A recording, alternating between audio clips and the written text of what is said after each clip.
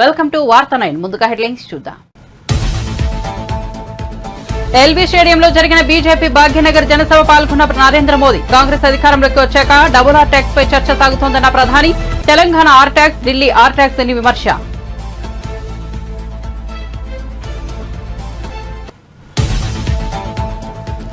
పిఠాపురం నియోజకవర్గంలో కోలాహలంగా Pawan Kalyan road show. ఈ ఎన్నికల్లో పిఠాపురం నుంచి పోటీ చేస్తున్న పవన్ కళ్యాణ్ చిత్రాల గ్రామంలో రోడ్ షోకు భారీగా తరలివచ్చిన జనాలు హారతులు పడుతూ పూలు చల్లుతూ జనసేనానికి స్వాగతం.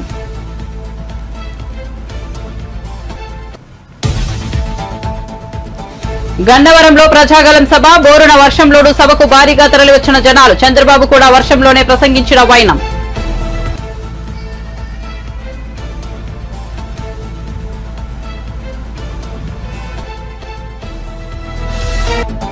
పద్మవిభూషణ్ తీసుకున్న అనంతరం హైదరాబాద్ చేరుకున్న చిరంజీవి శంషాబాద్ విమానాశ్రయంలో మెగాస్టార్ ను పలకరించిన మీడియా ప్రతినిధులు. పవన్ కళ్యాణ్ కోసం పీఠాపురం వెళ్తున్నారనే ప్రచారంలో వాస్తవం లేదని వెల్లడి. పవన్ కళ్యాణ్ కూడా తనను రావాలని కోరుకోడన్న చిరంజీవి.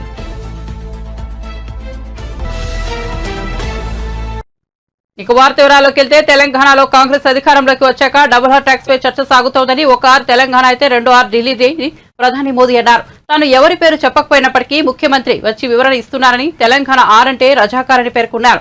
ఈ డబుల్ ఆర్ కలిసి హైదరాబాద్ ను తెలంగాణను ఏటీఎం చేసేశారని ఆరోపించారు. రజాకార్ ట్యాక్స్ ఎలా ఉంటుందో పాత బస్తీకి వెళ్తే తెలుస్తుందన్నారు. ఎల్బీ స్టేడియంలో జరిగిన బీజేపీ భాగ్యనగర్ జనసభలో ప్రధాని పాల్గొన్నారు. అందరికీ అక్షయ తృతీయ శుభాకాంక్షలు తెలిపారు. ఈ సందర్భంగా మాట్లాడుతూ తనకు హైదరాబాద్ చాలా ప్రత్యేకమని చెప్పారు. 4 जून को वोट जाता है। आप मुझे बताइए, क्या भारत करप्शन जैसी प्रॉब्लम के साथ आगे बढ़ सकता है क्या? पूरी ताकत से बताइए, बढ़ सकता है क्या? बढ़ सकता है क्या? क्या भारत को लाखों करोड़ के स्कैम करने वाली पार्टियां आगे बढ़ा सकती है क्या?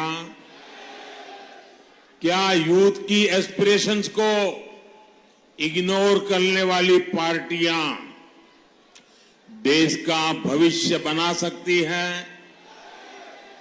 क्या मिडिल क्लास के ड्रीम्स को कुचलने वाली पॉलिटिकल पार्टियां आपका भला कर सकती हैं? क्या हर प्रोजेक्ट में पहले करप्शन का पोटेंशियल खोजने वाली पार्टियां मॉडर्न इंफ्रास्ट्रक्चर बना सकती हैं? तो ये काम कौन का ट्रैक रिकॉर्ड है? लेकिन कांग्रेस का ट्रैक रिकॉर्ड क्या है? क्या जरा इस तरफ से मुझे जो कोई अनजान पंजा कांग्रेस के मैनिफेस्टो में मिडिल क्लास के लिए जरा सा भी विचार नहीं किया गया है। लेकिन ये लोग मिडिल क्लास की कमाई का एक्सरे करके उसे अपने वोट बैंक की और उनको बांटने की घोषणाएं डंके की चोट पर कर रहे हैं। साथियों, आप मुझे बताइए, आपकी जो संपत्ति है उस पर आपके संतानों का अधिकार है कि नहीं है? जरा मुझे सबके सब लोग बताइए, क्या आपकी संपत्ति पर आपके संतानों का अधिकार है कि नहीं है? क्या कोई एक और बात कही है? ही नहीं है। आखिर क्या है idea of India? Idea of India नर में नारायण, जीव में शिव। इंटरनेशनल योग दिवस। भाई और बहनों, हिंदुओं को ये लोग बीसी कोटा के रिजर्वेशन को खत्म करके रिलीजन के नाम पर रिजर्वेशन देना चाहते हैं। इसका बहुत बड़ा प्रभाव जो जीएचएमसी चुनाव में पड़ा था वो हम सब ने देखा है। जिन सीटों पर बीसी समाज का हक था वो उनसे छीन ली गई। జనసేనాని పవన్ కళ్యాణ్ తాను పోటీ చేస్తున్న పిఠాపురంలో రోడ్ షో చేపట్టారు. చిత్రాడ గ్రామంలో పవన్ కళ్యాణ్ రోడ్ షో భారీ స్పందన లభించింది.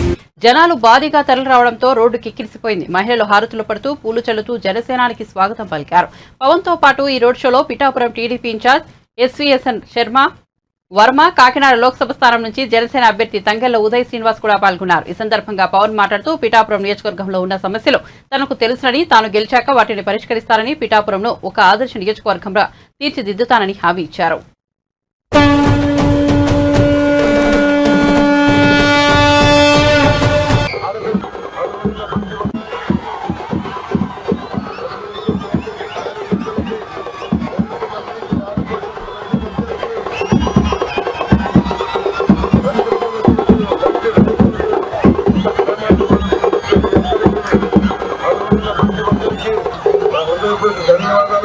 నమస్కారం. మన పిఠాపురం భవిష్యత్తు, ఆంధ్రప్రదేశ్ భవిష్యత్తు మన పిఠాపురం మీద ఆధారపడి ఉంది. నేను బలమైన మెజారిటీ తోటి మీరు నాకు ఎన్నికలుగా నిలబడాలి. మేమందరి కోసం సమిష్టిగా దశాబ్దం ఏ పదవి లేకుండా పార్టీని నడుపుతూ ఉన్నాం. భవిష్యత్తులో మన ఆంధ్రప్రదేశ్ భవిష్యత్తు మన పిఠాపురం ఉద్దేశిస్తుంది. అందుకని మనస్ఫూర్తిగా మీ ఆశీస్సులు పూర్వీకులు కావాలి, ఆశీర్వచనాలు కావాలని కోరుకుంటూ ప్రతి సమస్య మీద బలమైన స్పందన ఇచ్చి పరిష్కారం మార్గం.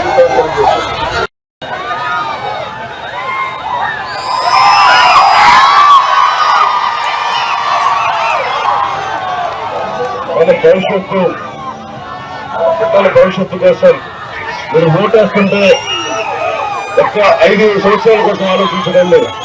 ఈ పెద్ద తరం కోసం ఆలోచించుకుంటేయండి. మనం ఏ కులం, ఏ ప్రాంతం, ఎవరైనా కాదు, మన పిల్లల భవిష్యత్తు కోసం దశాబ్దం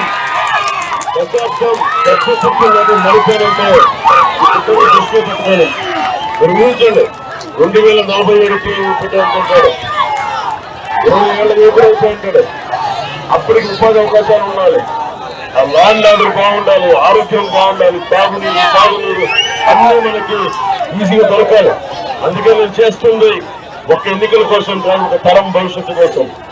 ఒక తరం భవిష్యత్తు కోసం నిలబడితే తప్ప మనం ముందుకెళ్ళాలి. అందుకని ప్రతి ఒక్కరికి ధన్యవాదాలు తెలియజేస్తుంటే, రాష్ట్రంలో తిరుగుతుంటే నాకు పిఠాపురం ప్రజలు ముఖ్యంగా మన ఏపీలో ఎన్నికల ప్రచారంలో భాగంగా సీఎం జగన్ గుంటూరు జిల్లా మంగళగిరి నియోజకవర్గంలో నిర్వహించిన సభలో పాల్గొన్నారు. మంగళగిరి పాత బస్టాండ్ ప్రాంతంలో నిర్వహించిన ఈ సభకు భారీ సంఖ్యలో ప్రజలు తరలివచ్చారు. ఈ సందర్భంగా జగన్ మాట్లాడుతూ మరో 3 రోజుల్లో కురుక్షేత్రం జరగనుంది. 5 ఏళ్ల భవిష్యత్తును పథకాల కొనసాగింపు నిర్ణయించే ఎన్నికలు పొరపాటున చంద్రబాబు కోటేస్తే పథకాలన్నీ ముగిసిపోతాయని, జగన్ కు ఓటు వేస్తే ఇప్పుడున్న పథకాలు కొనసాగుతాయన్నారు. చంద్రబాబును నమ్మడం అంటే కొండ చెరువు నోట్లో తలకాయ పెట్టడమేనని జగన్ ఎద్దేవా చేశారు. సాధ్యం కాని హామీలను గుప్పించి మోసం చేస్తున్నారని ప్రతి ఒక్కరూ ఈ విషయం గుర్తుపెట్టుకోవాలన్నారు. రాష్ట్ర ప్రజల దీవెనలతో తన 59 నెలల పాలనలో గతంలో ఎన్నడూ చూడని మార్పులు తీసుకొచ్చినట్టు వెల్లడించారు. 2.70 లక్షల కోట్ల రూపాయలు బటన్ నొక్కి నేరుగా అక్క చెల్లెమ్మల కుటుంబాల ఖాతాలోకి జమ చేసినట్లు పేర్కొన్నారు. అలాగే 2.31 లక్షల ప్రభుత్వ ఉద్యోగాలు వచ్చాయని గుర్తు చేశారు. గత ఎన్నికల్లో ప్రకటించిన మేనిఫెస్టోలోని 99% హామీలు అమలు చేసిన ప్రభుత్వం తమదేనని పేర్కొన్నారు.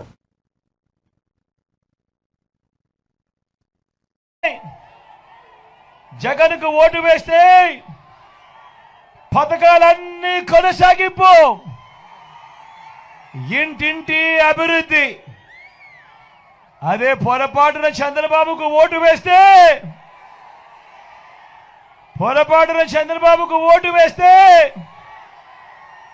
పథకాలన్నీ ముగింపు, మళ్ళీ మోసపోవటం. ఇదే చరిత్ర చెబుతా ఉన్న సత్యం. ఇదే సాధ్యం కాని హామీలతో ఆయన ఇచ్చిన మేనిఫెస్టోకు ఇదే అర్థం. పొరపాటున చంద్రబాబుకు ఓటు వేయడం అంటే, పొరపాటున చంద్రబాబును నమ్మటము అనంటే కొండ చిలువ నోట్లో తలకాయ పెట్టడమే అన్నది. ప్రతి ఒక్కరిని కూడా ముందుకు వేస్తే ఓ ఆర్బీకే వ్యవస్థ రైతులను లాయర్లకు కూడా ఈరోజు లా నేస్తం. నేను అడుగుతా ఉన్నా, మిమ్మల్ని అందరినీ అడుగుతా ఉన్నా, ప్రతి ఒక్కరిని అడుగుతా ఉన్నా, గతంలో ఈ మాదిరిగా పేదలకు తోడుగా ఉండి చెయ్యి పట్టుకొని నడిపిస్తూ స్వయం ఉపాధి రంగానికి ఇంతగా అండగా ఉన్న ప్రభుత్వం గతంలో ఎప్పుడైనా జరిగిందా అని అడుగుతా ఉన్నాడు. ఈ పథకాలన్నీ గతంలో ఉండేటివే అని అడుగుతా ఉన్నాడు మీ బిడ్డ. ఉండేటివే అన్న, ఉండేటివే అక్క, ఉండేటివే చెల్లి, ఉండేటివే తమ్ముడు, ఎప్పుడైనా ఉండేటివే పెద్దమ్మ.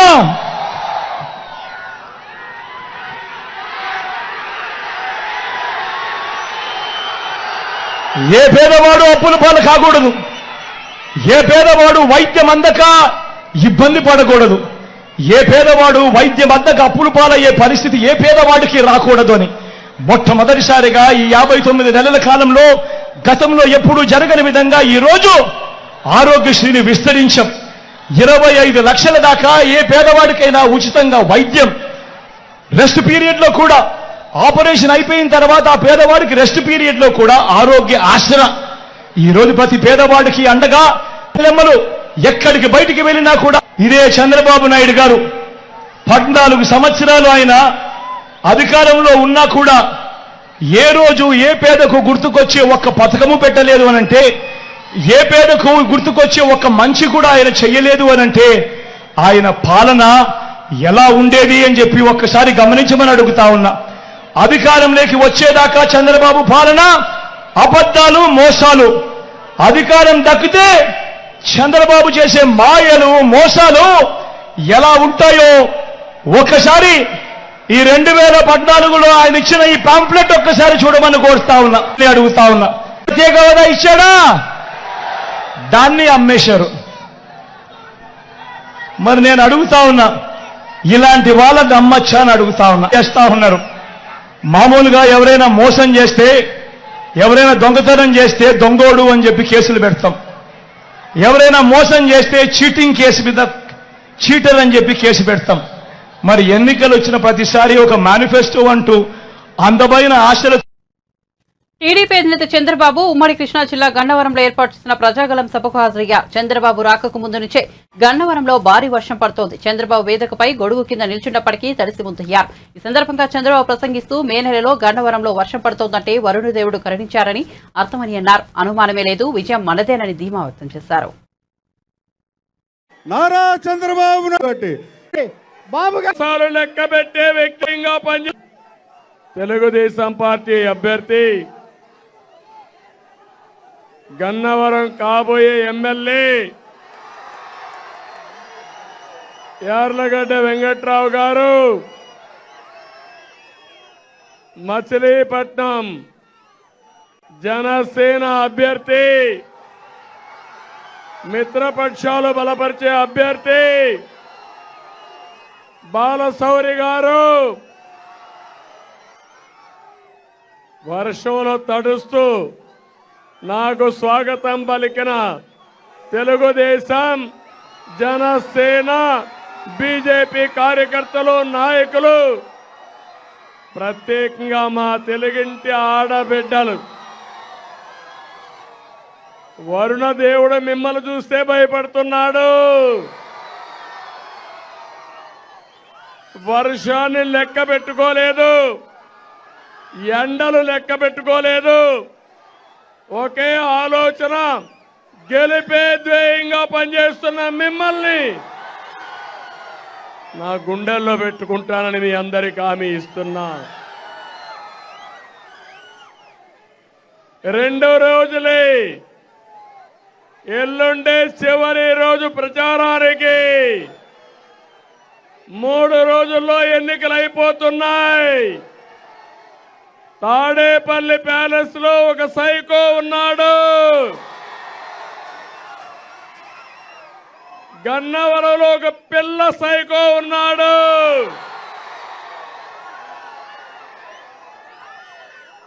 కబద్దార్ గుర్తుపెట్టుకోండి.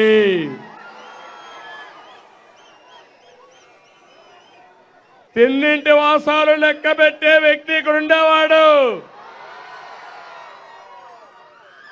మర్యాదే చూశారు కానీ భవిష్యత్తులో ఇలాంటి రాజకీయ రౌడీల్ని తుంగలో దొక్కకపోతే చూడండి తమ్ముళ్ళు అని మీకు హామీ ఇస్తున్నాం.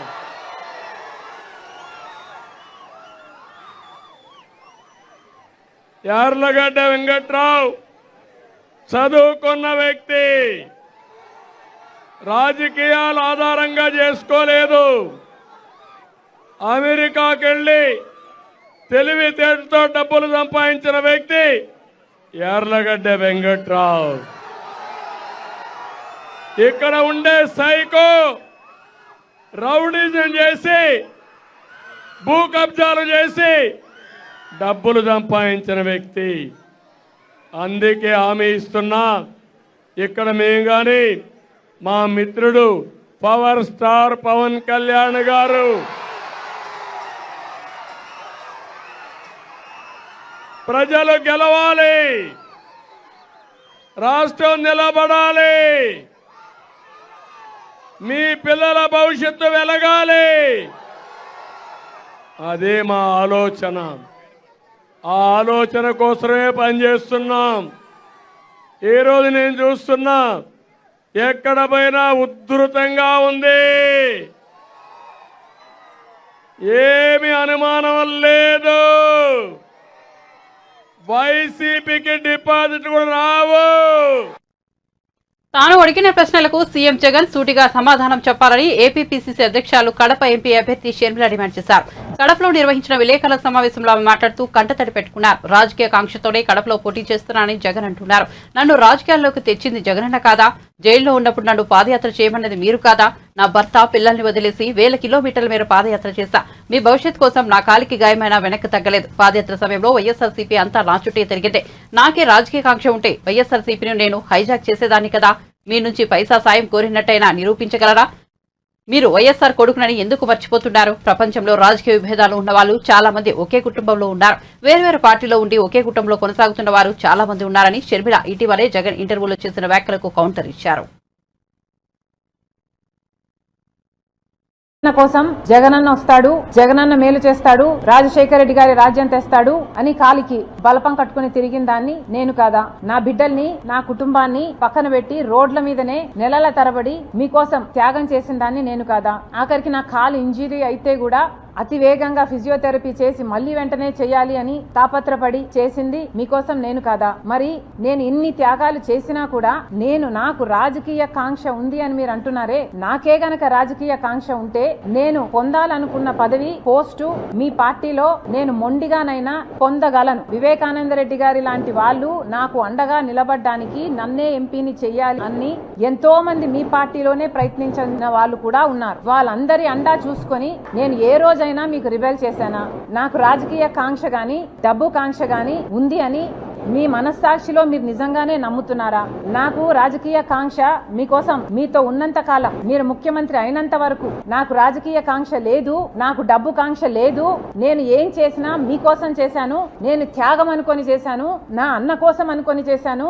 మీరు ముఖ్యమంత్రి కావాలని రాజశేఖర రెడ్డి గారి సంక్షేమ పాలన మళ్ళీ మీరు తీసుకొస్తారు అని నమ్మి చేసిన విషయం వాస్తవం కాదా? మన ఇద్దరము నమ్మే బైబిల్ మీద ఒట్టేసి నేను చెప్పగలను, నాకు రాజకీయ కాంక్ష కానీ డబ్బు కాంక్ష గాని ఏ ఇతర ఆశ లేకుండా, ఆశించకుండా, ఏ ఒక్క రోజైనా మిమ్మల్ని ఒక పదవి గాని ఒక పోస్ట్ గాని నేను అడగకుండా మీకోసం చేశాను, ఇది నిజం అని నేను బైబిల్ మీద ప్రమాణం చేయగలను. మీరు అదే బైబిల్ మీద ప్రమాణం చేసి నేను మిమ్మల్ని ఈ పోస్ట్ అడిగానని గాని ఈ పదవి అని అడిగానని గాని మీరు ప్రమాణం చేయగలరా? నాకు రాజకీయ కాంక్ష ఉంది అని గాని డబ్బు కాంక్ష ఉంది అని గాని మీరు రుజువు చేయగలరా? అసలు మనిషి మంచితనాన్ని గుర్తించడం రాజశేఖర రెడ్డి గారి దగ్గర నుంచి మీకు ఎందుకు రాలేదు?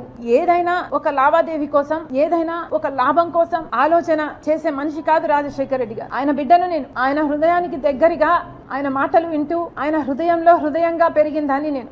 ఆయన ఆశయాల కోసం ఆయన ఏ రకంగా అయితే త్యాగం చేసే మనసు ఆయనకుందో ఆ రకంగానే నేను కూడా ఆలోచన చేయాలి, ఆ రకంగానే మీకు నేను సహాయపడాలి. అంత నిస్వార్థంగా మీకోసం నేను త్యాగం చేశాను, మీకోసం నేను నిలబడటం జరిగింది. ఎంత బహిరంగంగా రాజకీయ కాంక్ష వల్ల నెపోటిజం అంటున్నారే. రాజశేఖర రెడ్డి గారి రాజకీయాలలో ఉంటే వివేకానంద రెడ్డి గారు కూడా ఆయన పక్క రాజకీయాలలో ఉన్నాడు. రాజారెడ్డి గారు కూడా రాజకీయాలలో ఉన్నాడు. రాజారెడ్డి గారి భార్య మా జేజీ జయమ్మ కూడా రాజకీయాలలో ఉంది. సౌభాగ్యమ్మ కూడా రాజకీయాలలో ఉంది. అందరూ ఒక్కొక్క పదవి వాళ్ళ టైంలలో చేసిన వాళ్ళు. వాళ్ళంతా ఒకే జనరేషన్ కు చెందిన వాళ్ళు. జగన్మోహన్ రెడ్డి గారు నెపోటిజం గురించి మాట్లాడుతున్నారు. మరి ఆ టైంలో నెపోటిజం ఉన్నిందా? అమ్మా, నేను పాలిటిక్స్ లోకి రావాలి అన్న కోరిక నాకు కాదు, కానీ మిగతా అందరికి చాలా మందికి ఉంది. ఈ పాప పాలిటిక్స్ లో షైన్ అవుతుంది, ఈ పాప నీకు బలం అవుతుంది, ఈ పాప పార్టీకి మంచిది అవుతుంది అన్న ఒపీనియన్ జగన్మోహన్ రెడ్డి గారికి వందల సంఖ్యలో చేస్తుంటారు. అమ్మ కూడా చేసింది. అమ్మకు కూడా జగన్మోహన్ రెడ్డి గారు నన్ను ఎంపీని చేస్తాను అని మాటిచ్చారు. తర్వాత అమ్మ అడుగుతూ వచ్చింది తప్ప ఎంపీని చెయ్యి అని నేను ఒక్క రోజు కూడా జగన్మోహన్ రెడ్డి గారిని నాకు ఈ పదవి ఇమ్మనని గాని, నాకు ఈ పోస్ట్ ఇ అని గాని నేను ఒక్క రోజు కూడా నా నోరు తెరిచి అడిగిన పాపాన పోలేదు. ఎందుకంటే నాకు తెలుసు ఆయనకి ఇష్టం లేదు అని. ఏదైనా అన్నకి ఇష్టం లేదులే, అన్న వదిలేద్దాంలే, అన్న అడిగాడు చేద్దాంలే, అన్న కోసంలే, అన్న అని పిచ్చి పట్టిన దాని మాదిరి నేను చేశాను. దానికి ఈ రోజు అనుభవిస్తున్నా. అమ్మ చెప్పినప్పుడు కాదండి, అమ్మకి మాట ఇచ్చింది ఆయనే. అదే కదా ఆవిడ అడిగేది. మాట ఇచ్చావు కదా నిలబెట్టుకో అని ఆవిడ అడుగు. భూముల సర్వేలన్నీ పూర్తయి ల్యాండ్ టైటిలింగ్ చట్టం అమల్లోకి వస్తే భూ వివాదాల పరిష్కారం మరింత సులభతరం అవుతుందని ఏపీ రాష్ట్ర ప్రభుత్వ సలహాదారు సజ్జల రామకృష్ణారెడ్డి స్పష్టం చేశారు. ఎన్నికల్లో లబ్ధి పొందేందుకు చంద్రబాబు ల్యాండ్ టైటిలింగ్ చట్టంపై కావాలని దుష్ప్రచారం చేస్తున్నారని ఆయన మండిపడ్డారు. కేంద్రం తెచ్చిన ల్యాండ్ టైటిలింగ్ చట్టానికి నాడు చంద్రబాబు ప్రభుత్వమే పూర్తిగా ఆమోదముద్ర వేసిందని ఆయన గుర్తు చేశారు. ల్యాండ్ టైటిలింగ్ చట్టం అనేది భూ యజమానికి ప్రభుత్వం తరపున పూర్తి హామీ ఇవ్వడమే కానీ సజ్జల స్పష్టం చేశారు. విజయవాడలో ఏర్పాటు చేసిన విలేకరుల సమావేశంలో సజ్జల రామకృష్ణారెడ్డి మాట్లాడారు. నాడు టైటిలింగ్ చట్టానికి ఆమోదముద్ర వేసిన తెలుగుదేశం ప్రభుత్వమేనని, నేడు అదే పార్టీ ఈ చట్టంపై దుష్ప్రచారం చేస్తోందని ఆగ్రహం వ్యక్తం చేశారు. ఎన్నికల్లో లబ్ధి పొందేందుకు కోట్లాది రూపాయలు ఖర్చు పెట్టి ల్యాండ్ టైటిలింగ్ చట్టంపై టీడీపీ దుష్ప్రచారం చేస్తోందన్నారు.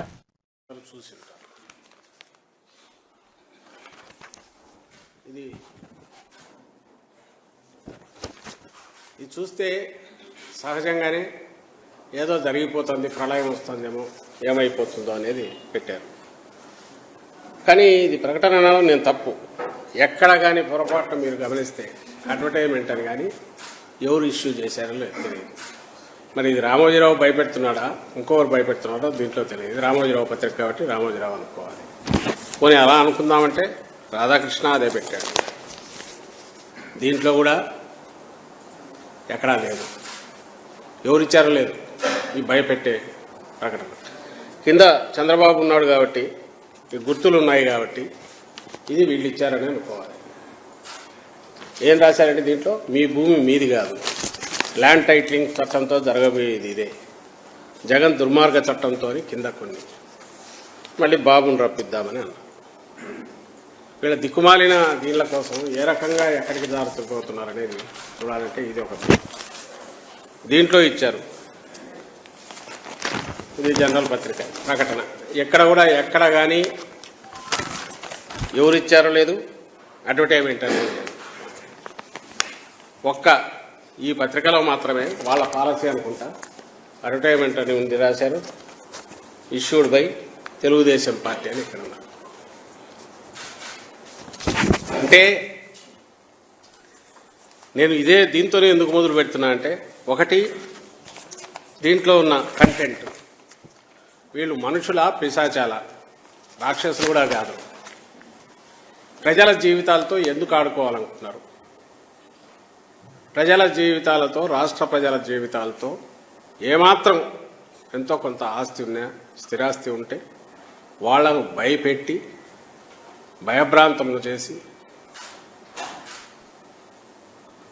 వాళ్ళు అనుకున్న రకంగా ఏదో సాధించాలనే దాంతో, ఆ దుగ్ధతో ఇలా చేసినారని ఇక్కడ అర్థమవుతుంది. మీకే గమనిస్తున్నారు. తోడేళ్లు పైనంతా, కిందేమో కూటమి అధికారంలోకి రాగానే ల్యాండ్ టైటిలింగ్ యాక్ట్ చట్టం రద్దు, కింద చంద్రబాబు ఫోటో. వీళ్లకు సిగ్గు శరము ఉంటే, వీళ్ళు నిజంగా ఒక రాజకీయ పార్టీ అయితే ఇదే పద్ధతి ప్రజల్లోకి వెళ్ళడం. ల్యాండ్ టైటిలింగ్ యాక్ట్ అనేది ఏదైతే ఇప్పుడు వీళ్ళు అన్నట్టు నిజంగా రద్దు చేసేదైతే, ఈ ల్యాండ్ టైటిలింగ్ యాక్ట్ బిల్లు పెడుతున్నప్పుడు ఎందుకు దాన్ని తెలుగుదేశం పార్టీ సపోర్ట్ చేసింది? అది కాస్ట్ ఆఫ్ రిపిటేషన్. మళ్ళీ నేను కొద్దిగా చూడండి, మీకు చూపాలి. ఎందుకంటే ఇది చూడగానే ఖచ్చితంగా ఫోన్లు వస్తున్నాయి, ఏమో జరిగిపోతుంది, ఏమో జరిగిపోతుంది, ఏమో జరిగిపోతుంది. దీనికి శిక్ష వేయాలని కూడా ప్రజలు ఆలోచించాలి. ఇంతటి అబద్ధాలు, ఇంతటి పైశాచికత్వంతో అడ్డగోలుగా అబద్ధాలు, విష ప్రచారం, భయాందోళనకు గురి చేసి భయభ్రాంతులను చేసే దానికి దిగజారితే అది కూడా మళ్ళీ ఒక అడ్వర్టైజ్మెంట్ అని రాసుకోవడం కూడా లేదు. ఇది నైతికంగా ఇంకో రకంగా అంత అది చాలా పెద్ద మాట. వీ కాంట్ ఎక్స్పెక్ట్ ఇలాంటి దిగజారుడు బురదగుంటలో లేదా సెప్టిక్ ట్యాంక్లో పడి దొర్లుకునే చంద్రబాబు నాయుడు కానీ ఆ ముఠా కానీ వాళ్ళకి అంత అదేదో పెద్ద. తాను రాజకీయాలకు అతీతమని పద్మవిభూషణ్ గ్రహీత మెగాస్టార్ చిరంజీవి అన్నారు. శుక్రవారం ఆయన ఢిల్లీ నుంచి హైదరాబాద్ చేరుకున్నారు. భారత రెండో అత్యున్నత పురస్కారాన్ని అందుకున్నారు. హైదరాబాద్ చేరుకున్న చిరంజీవిని శంషాబాద్ విమానాశ్రయంలో మీడియా పలకరించింది. ఈ సందర్భంగా ఆయన మాట్లాడుతూ తాను రాజకీయాలకు అతీతంగా ఉంటానని చెప్పారు. తాను తన తమ్ముడు పవన్ కళ్యాణ్ కు మద్దతుగా పిఠాపురం వెళ్తున్నాననే ప్రచారంలో వాస్తవం లేదన్నారు. పిఠాపురానికి తాను రావాలని కళ్యాణ్ కోరుకోడన్నారు. కళ్యాణ్ బాబు ఎప్పుడూ బాగుండాలని, జీవితంలో అనుకున్నది సాధించాలని కోరుకుంటానన్నారు. మా తమ్ముడు రాజకీయంగా ఎదగాలని మా కుటుంబం మనస్ఫూర్తిగా కోరుకుంటోందన్నారు. స్వర్గీయ ఎన్టీఆర్ భారతరత్నకు అర్హులు అన్నారు. కూటమి ప్రభుత్వం వస్తే ఎన్టీఆర్ కు భారతరత్నపై ఆలోచన చేయాలని కోరారు. మీరంతా ఎంతమంది వస్తారని థ్యాంక్ యూ ఫర్ కమింగ్. ఈ రోజున నిజం చెప్పాలంటే చాలా చాలా ఆనందంగా ఉంది.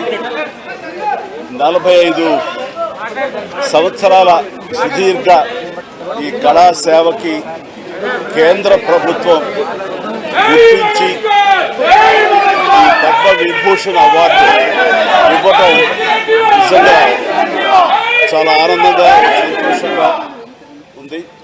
సో భారత ప్రభుత్వానికి దానికి వెనకుండి ఈ అవార్డు రావడానికి కారణభూతులైన ప్రతి ఒక్కరికి నా హృదయపూర్వక ధన్యవాదాలు తెలియజేస్తున్నాను. అండ్ ముఖ్యంగా ఈ అవార్డు రావటం వెనుకాల నా కృషి, నా కళాసేవ, ఈ సమాజానికి ఎంతో కొంత ఇతోధికంగా నేను చేసినటువంటి సేవలు ఇవన్నీ పక్కన పెడితే నన్ను గుండెలో పెట్టుకుని ఆదరించి ప్రేమించినటువంటి నా అభిమానులు, అలాగే ప్రేక్షకులు, అలాగే నాకు ఎన్నో అవకాశాలు ఇచ్చి ఈ రోజున నన్ను నేను ఇలాగా తీర్చిదిద్దుకోవడానికి కారణభూతమైనటువంటి నా డైరెక్టర్స్కి, నా నిర్మాతలకి, నా ఇతర టెక్నీషియన్స్కి, ప్రతి ఒక్కరికి ఎవరైతే దోహదపడ్డారో ప్రతి ఒక్కరికి నేను ధన్యవాదాలు తెలియజేసుకుంటూ ఈ అవార్డ్ ఇదంతా వారి సహకారం నేను ఈ ఎత్తుకు ఎదగడానికి కారణమైనటువంటి వారందరికీ. కాబట్టి ఈ సందర్భంగా మరొకసారి నా సంతోషాన్ని తెలియజేసుకుంటూ నేను ధన్యవాదాలు తెలియజేస్తాను.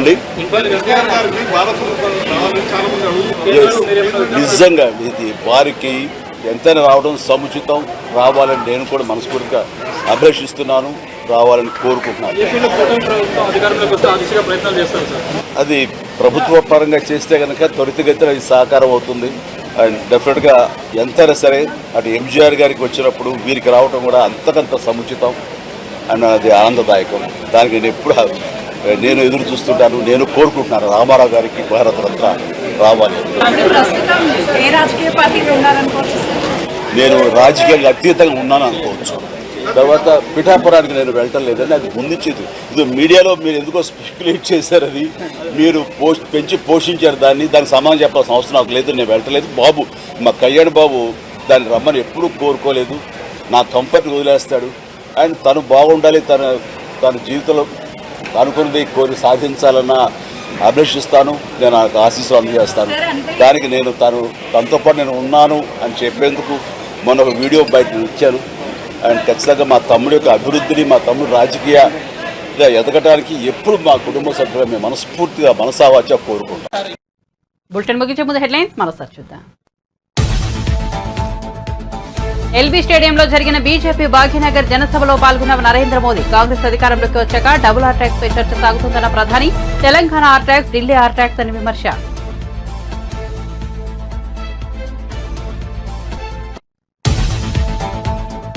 పిఠాపురం నియోజకవర్గంలో కోలాహలంగా పవన్ కళ్యాణ్ రోడ్ షో. ఈ ఎన్నికల్లో పిఠాపురం నుంచి పోటీ చేస్తున్న పవన్ కళ్యాణ్ చిత్రాడ గ్రామంలో రోడ్ షోకు భారీగా తరలివచ్చిన జనాలు హారతులు పడుతూ పూలు చల్లుతూ జనసేనానికి స్వాగతం.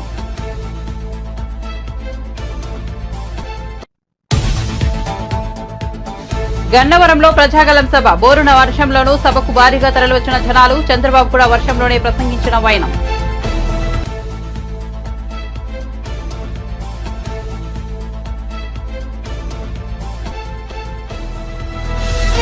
పద్మవిభూషణ్ తీసుకున్న అనంతరం హైదరాబాద్ చేరుకున్న చిరంజీవి. శంషాబాద్ విమానాశ్రయంలో మెగాస్టార్ ను పలకరించిన మీడియా ప్రతినిధులు. పవన్ కళ్యాణ్ కోసం పిఠాపురం వెళ్తున్నారనే ప్రచారంలో వాస్తవం లేదని వెల్లడి. పవన్ కళ్యాణ్ కూడా తనను రావాలని కోరుకోడన్న చిరంజీవి. మరిన్ని అప్డేట్స్ కోసం చూస్తూనే ఉండండి వార్త 9.